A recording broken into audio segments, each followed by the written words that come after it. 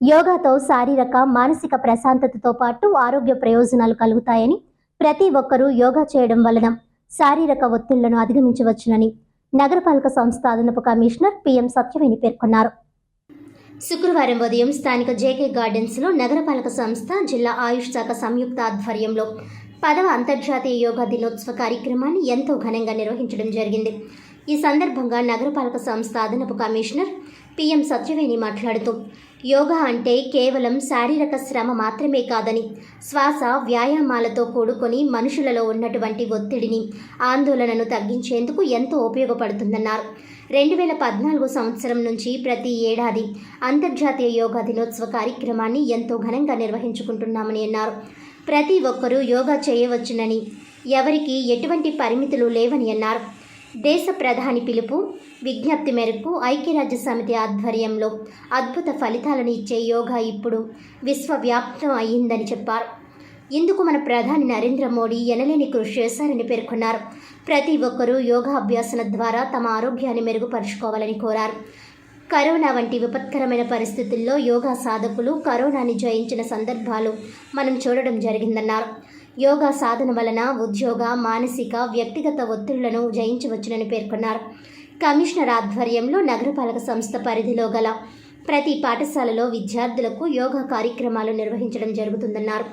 యోగా పట్ల ఆసక్తి చూపే ప్రతి మున్సిపల్ కార్పొరేషన్ అధికారులకి, సిబ్బందికి తగిన సహాయ సహకారాలు ఉంటాయని పేర్కొన్నారు. జిల్లా ఆయుష్ అధికారి డాక్టర్ సిహెచ్ రమేష్ మాట్లాడుతూ, స్వయం మరియు సమాజం కోసం యోగా అన్న థీమ్తో ఈ ఏడాది 2024 యోగా డే కార్యక్రమాన్ని నిర్వహించుకుంటున్నట్లు పేర్కొన్నామని అన్నారు. యోగా శరీరం, మనసుతో పాటు ఆత్మను ఏకీకృతం చేస్తుందన్నారు. మన ఆరోగ్య శ్రేయస్సు కోసం యోగా సమగ్ర విధానాన్ని అందజేస్తుందన్నారు.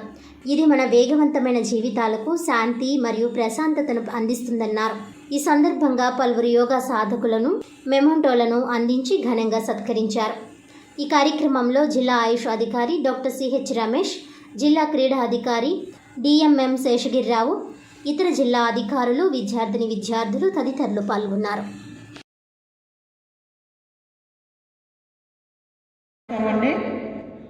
మనకి అంతర్జాతీయ యోగా దినోత్సవం అని చెప్పి ప్రతి సంవత్సరం 2014 నుంచి ప్రతి సంవత్సరం కూడా నిర్వహించుకుంటున్నాం.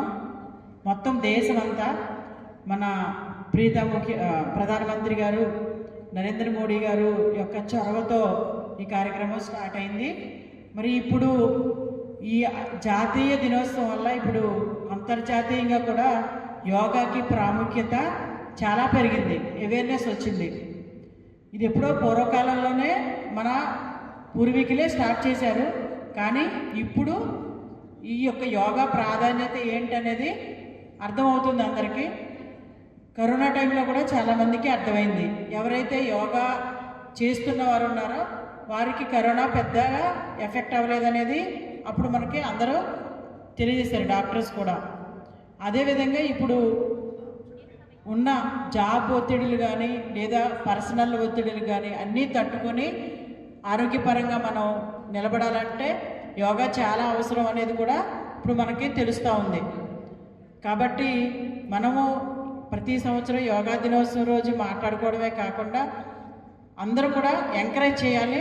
దీనికి కార్పొరేషన్ నుంచి గత 2 సంవత్సరాల్లో మా కమిషనర్ గారి యొక్క ఆధ్వర్యంలో చాలా కార్యక్రమాలు నిర్వహించాం.